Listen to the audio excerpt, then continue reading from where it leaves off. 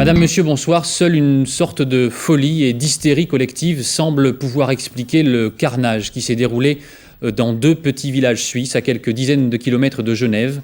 Deux drames presque simultanément dans des chalets à Chéry et à Salvan. Les adeptes d'une secte, l'ordre du Temple solaire, se sont suicidés. L'enquête sur place d'Antoine Cormery et Pierre Moscovitch. 23 corps alignés dans le jardin de la ferme de La Rochette. 10 hommes, 12 femmes et un enfant de 10 ans. C'est le macabre bilan de la nuit dans le petit village de Chéry, à une trentaine de kilomètres de Fribourg, en Suisse romande. Tout a commencé aux alentours de minuit par un violent incendie.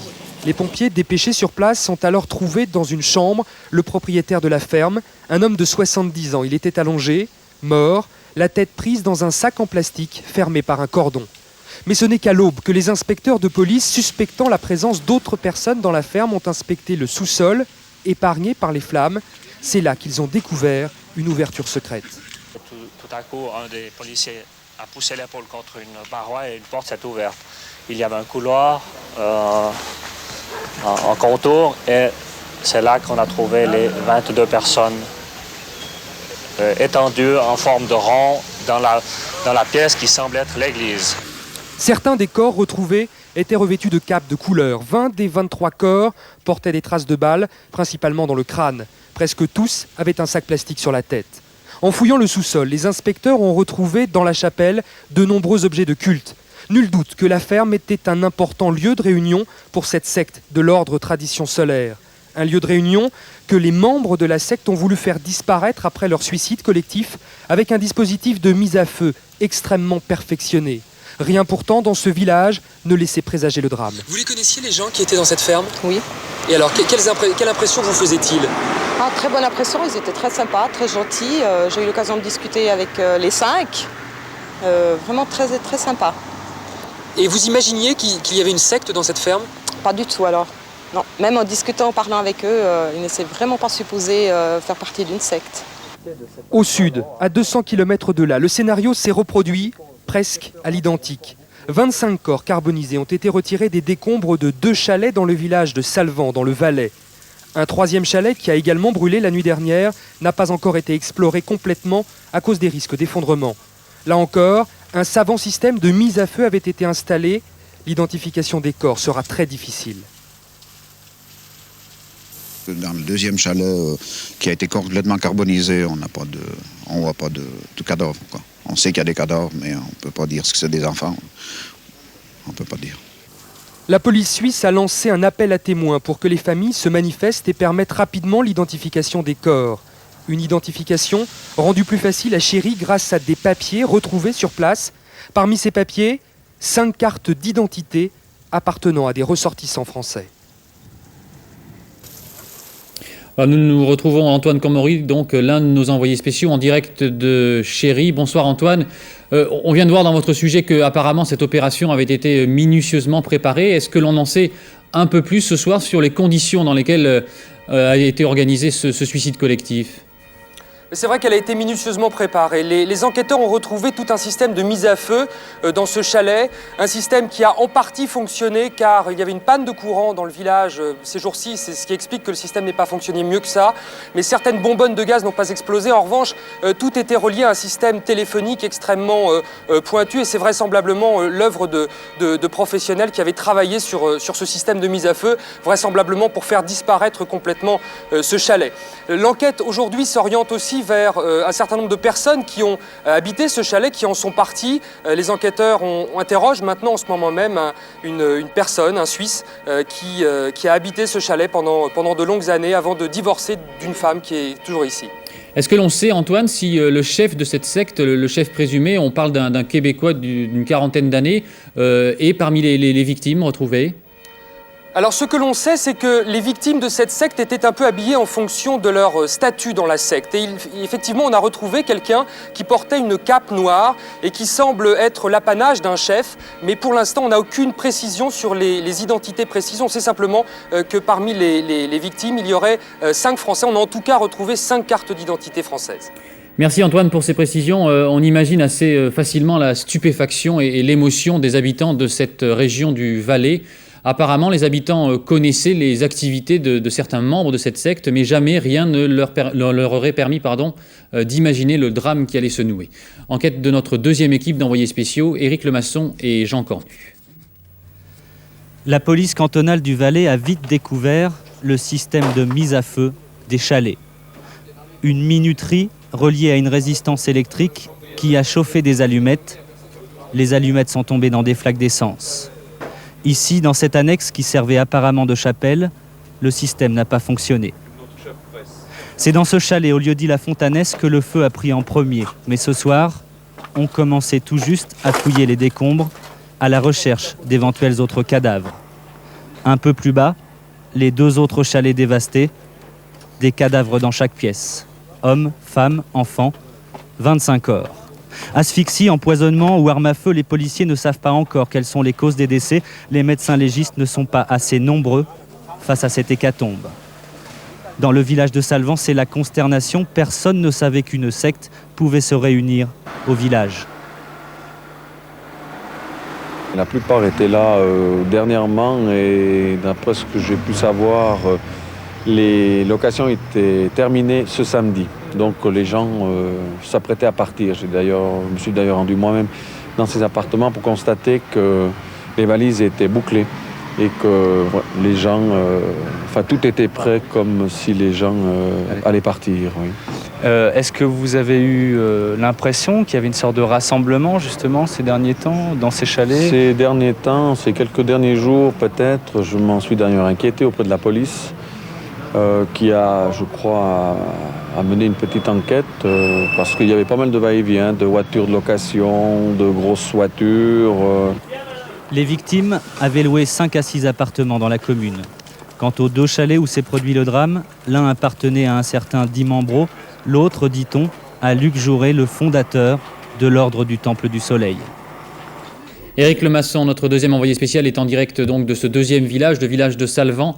Éric, c'est toujours l'incrédulité, j'imagine, et la consternation qui domine ce soir dans la population. Oui, Étienne, Salvan, vous savez, c'est un petit village de 1200 habitants. C'est une petite station. On y fait du ski juste un peu plus haut ici l'hiver et on y fait du canyoning l'été. C'est donc une petite station qui est consternée ce soir. Personne, évidemment, ne pouvait se douter qu'un tel drame pouvait se produire ici. Les habitants ne connaissaient pas vraiment les gens qui sont morts dans ces chalets. Simplement, certains visages étaient connus, on les croisait dans les commerces, mais dit-on ici, ils ne se mêlaient pas vraiment aux activités de la commune, du village. Les fêtes, par exemple, qui ont lieu chaque été ici, ces personnes n'y venaient pas. Ici, le village était étonnamment calme. Ce soir, les gens sont rentrés chez eux. Il y a juste simplement le va-et-vient des corbillards, des policiers et également des journalistes qui sont très nombreux. Voilà ce qu'on pouvait dire, Étienne, ce soir ici à Salvan. Merci Éric. Alors l'ordre du Temple solaire était apparemment une secte considérée comme marginale en Suisse. Son chef, son gourou, était un homme de 46 ans d'origine québécoise. Philippe Boisserie, en enquêtant, a retrouvé des familles de Français qui, à un moment de leur vie, ont partagé les activités de cette secte. C'est l'incendie apparemment banal de cette maison près de Montréal, hier, peu avant les drames de Chéry et des Granges, qui a fourni la clé de cette folie mortelle. Propriétaire des lieux, Luc Jouret, médecin homéopathe de 46 ans, mais aussi fondateur d'une secte, l'Ordre du Temple du Soleil. L'homme utilisait souvent sa première qualité pour attirer ses recrues. Gilberte Delorme le sait trop bien. Elle qui lutte contre les sectes a souvent croisé dans sa Bretagne les chemins de Luc Jouret. Sous les affiches de ses conférences se cachait un redoutable manieur d'âme. C'est une personne dangereuse parce qu'elle est remarquablement intelligente et elle a un pouvoir psychique sur les gens, elle a un charisme remarquable. Et nous avons rencontré une fois une personne qui, même prévenue, nous a dit « Vous me l'aviez dit, mais j'aurais jamais cru que j'aurais pu succomber au psychisme et au rayonnement de cet individu. » En France, au Canada, en Suisse, il recrute, si possible des cadres, des médecins, des gens d'un bon niveau. À Montréal, il arrivera même à infiltrer l'encadrement de cette société, Hydro-Québec, où l'on a découvert l'an dernier un trafic d'armes, car le gourou préparait aussi la fin du monde, une mission qui visiblement coûtait cher. Cet argent devait servir à financer ces projets afin de construire l'arche de survie, si vous voulez, la ferme écologique au Canada, avec un bunker où les gens devaient s'enfermer le jour de la fin du monde. Luc Jouret n'aura donc pas réussi sa mission, éviter l'apocalypse pour bon nombre de ses membres. Dans sa maison canadienne, 2 autres cadavres ont été découverts, pour l'instant non identifiés. Certains craignent que le gourou puisse encore nuire. La tâche des enquêteurs n'est pas beaucoup plus facile, même si l'on s'oriente vers la thèse du suicide collectif pour expliquer la mort des 48 membres de la secte du Temple solaire. Certains d'entre eux, cependant, auraient été drogués. Un départ dans l'au-delà marqué par une hystérie collective, au cours de laquelle ils auraient même sablé le champagne. L'enquête dans le village de Chéry d'Antoine Cormery et Pierre Moscovitch. Un long couloir, des murs tendus de satin rouge. C'est dans ce décor baroque que la secte tenait ses séances secrètes dans le sous-sol de la ferme de la Rochette à Chéry. C'est dans ce même décor où trône au centre une rose d'argent, symbole du mouvement, que les policiers ont découvert hier matin les 22 corps des membres de la secte. 19 étaient allongés en cercle et 3 se tenaient dans cette petite salle recouverte de miroirs. Un décor épargné par une défaillance du système de mise à feu qui confirme toute l'importance de ce lieu de prière dans l'organigramme de la secte.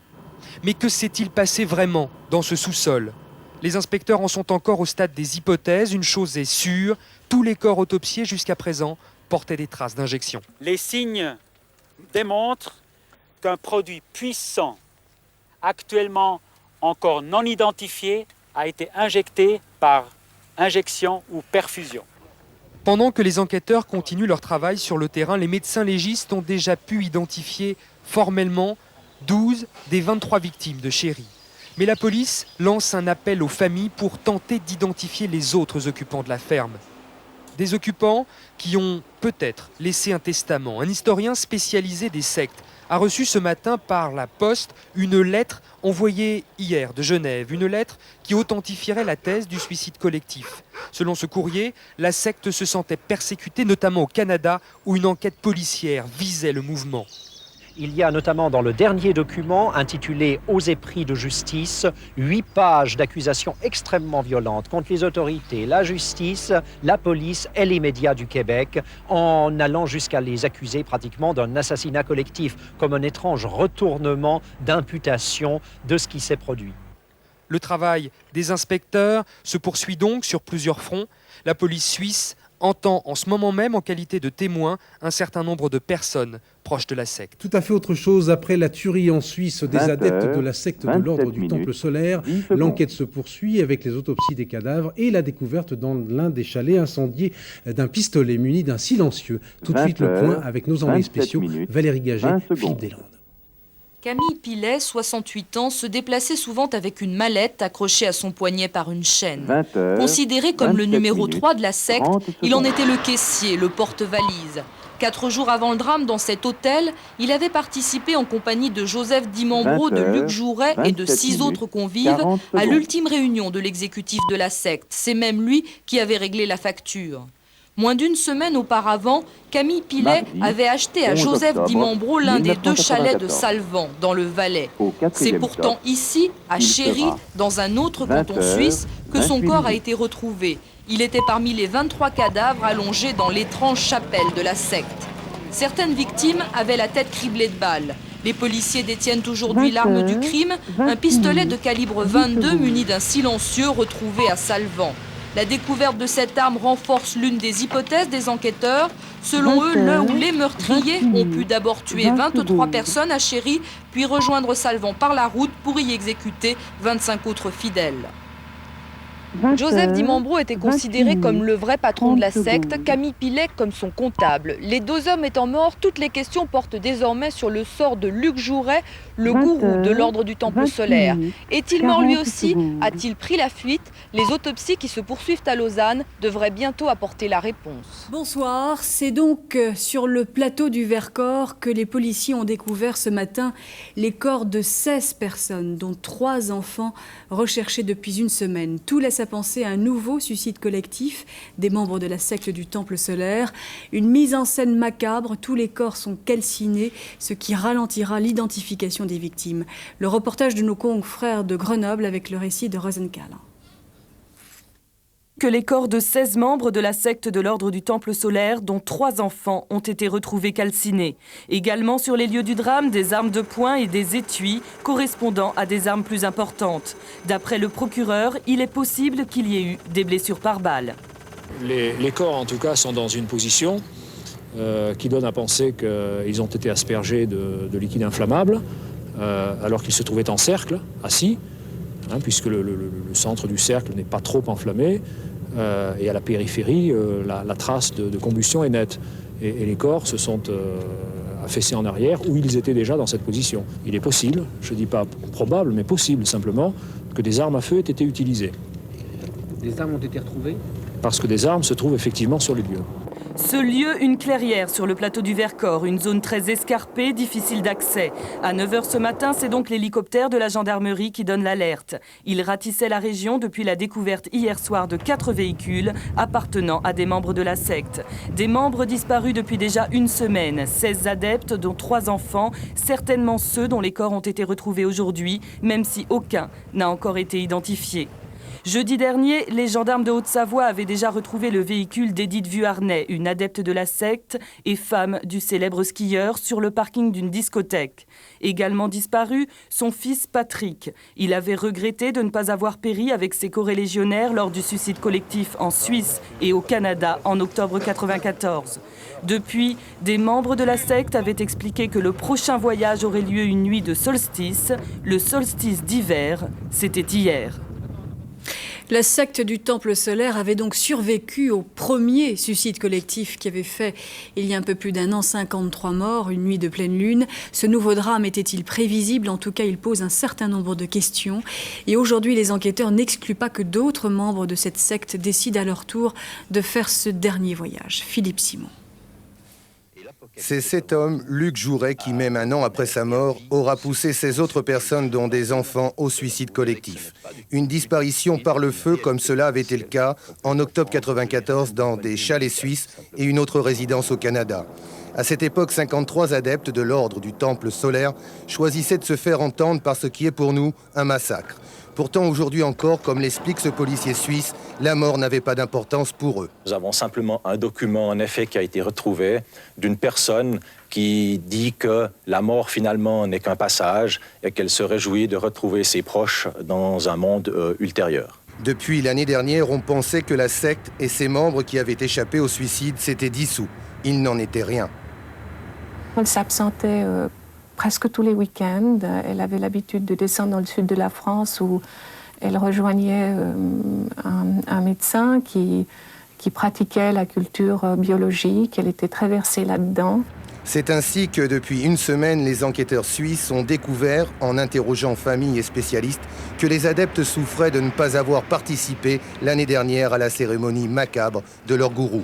Pour l'ordre du Temple solaire, comme pour la majorité des sectes, la mort participe pleinement du rituel. Si on leur dit que, par exemple, qu'un médium va leur dire « Voilà, je suis en communication avec Di Mambro et Luc Jouret, ils nous attendent, ils nous ont préparé une place là-haut, etc. » La manipulation est tellement forte qu'ils iront. Et suivant une logique élémentaire mais implacable, ils ont choisi cette forêt du Vercors pour leur cérémonie. C'est le premier procès visant l'ordre du Temple solaire. Il doit s'ouvrir mardi devant le tribunal correctionnel de Grenoble. Un seul prévenu, le chef d'orchestre Michel Tabachnik, dont on ne sait pas s'il se présentera, et 16 cadavres retrouvés dans le Vercors la veille de Noël. Joël Bruyandet et Guillaume Fautra. 23 décembre 1995, au lieu-dit la Serre du Page dans le massif du Vercors. Tôt dans la matinée, les gendarmes découvrent 16 cadavres partiellement calcinés, 16 personnes disparues depuis une semaine, 16 nouvelles victimes de l'ordre du Temple solaire. Les corps n'ont pas encore été touchés, ils se trouvent toujours dans la position que j'indiquais tout à l'heure, c'est-à-dire en forme de soleil. Disposés en fait en étoile, un sac poubelle sur la tête, ils pensaient s'embarquer pour une nouvelle vie. Toutes les victimes, dont 3 enfants, ont reçu une ou plusieurs balles dans la tête. Sur le parking en contrebas de la Clairière, 4 voitures immatriculées en Suisse et en France. Elles appartiennent aux victimes. Mais les indices sont minces. Les enquêteurs ont-ils affaire à un suicide collectif? Y a-t-il eu intervention extérieure? 2 questions au cœur de l'instruction. Ce Selon le magistrat chargé de l'enquête, 2 hommes parmi les victimes auraient été les exécutants du massacre, l'architecte suisse André Friedli et 7 hommes, le français Jean-Pierre Lardancher, un inspecteur de police. Après avoir drogué puis abattu les 14 autres adeptes, il se serait suicidé d'une balle de 357 Magnum. L'ancien champion de ski Jean Vuarnet a perdu sa femme et l'un de ses fils dans le massacre du Vercors. Avec Alain, son autre fils, ils mettent en doute les conclusions de l'instruction et la thèse du crime en vase clos. 6 ans après les faits, ils cherchent toujours à comprendre. Il est évident que y a un problème de crédulité, ils avaient quelque chose, mais tellement de gens sont crédules et ça ne les emmène pas si loin. Ils sont quand même tombés dans un système qui était dramatique. Un système qui devait leur permettre de gagner l'étoile Sirius, rejoindre ce qu'ils appellent le père par transformation de la matière, le fameux transit. Une des nombreuses formules ésotériques qu'on retrouvait lors des cérémonies occultes de la secte. Les adeptes de l'ordre du Temple solaire se voyaient comme une élite chevaleresque et mystique. Certains affirmaient même être la réincarnation des Templiers des XIIe et XIIIe siècles.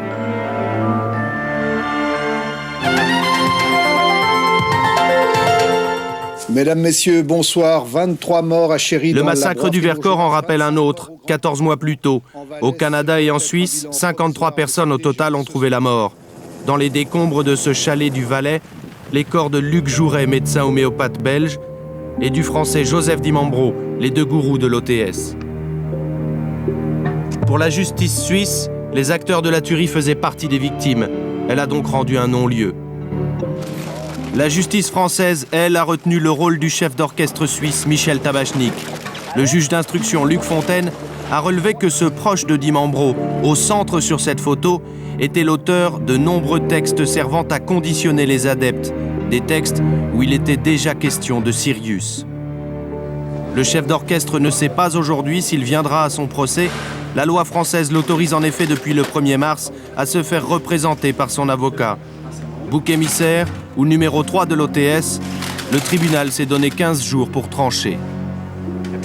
Demain à Grenoble, devant le tribunal correctionnel, le chef d'orchestre franco-suisse Michel Tabachnik comparaîtra pour participation à une association de malfaiteurs. Il est le seul accusé dans ce dossier de l'ordre du Temple solaire, dont 74 membres ont péri dans des suicides collectifs. Voyez l'enquête de Joël Bruyandet et Guillaume Fautra.